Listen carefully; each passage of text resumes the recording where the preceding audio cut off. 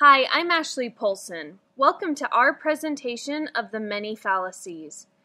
Here you will learn about the fallacies of perfection, approval, shoulds, overgeneralization, causation, helplessness, and catastrophic expectations. Before I begin, I'd like to thank Jeremy and Bethany Sant, Joseph McLaughlin, as well as Steve Vest, who worked hard to gather the information you're about to hear. Okay, now let's get started. Please take a moment and go to this link where you will learn about the fallacy of perfection. Make sure that you pause the video and come back when you're done. The fallacy of approval says almost everyone must approve of you, even if it compromises your own principles. Accepting this fallacy can lead to nervous feelings when people seem to not like you, or apologizing when things aren't your fault, and feelings of embarrassment. People may not respect you for sacrificing your own values. Aspiring to gain everyone's approval is not realistic or even desirable.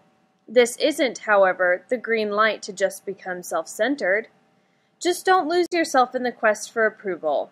Don't be like Stuart Smalley. Not everyone has to like you.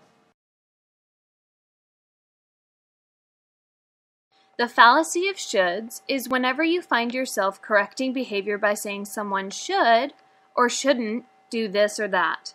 For example, he should be more tidy, or she should not be late to work. The fallacy of shoulds is the inability to distinguish between what is and what should be. Becoming obsessed with shoulds has 3 troublesome consequences.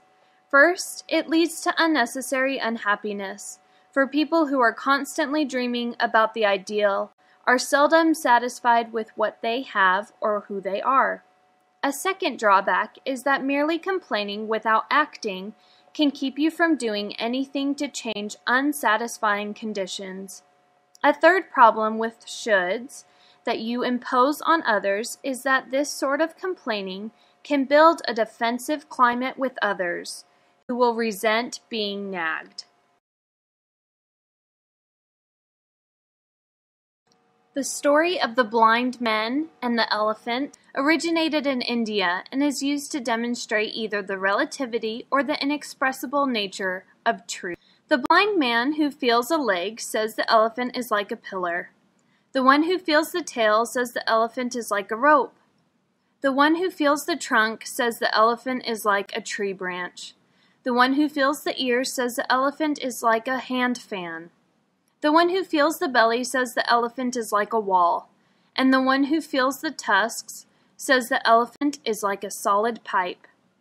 Hasty generalization is also the basis for racist beliefs and prejudices. A person will infer an attribute to be common to all members of a group based on knowledge of only a small sample size of that group. For example, the belief that a given person who is Jewish will be greedy, nitpicky, stingy miser, or the belief because a person is black, she or he would be loud, poor, and criminal. The fallacy of overgeneralization is easy to spot when you think of using the words always or never. For example, she never calls me, or he's always late.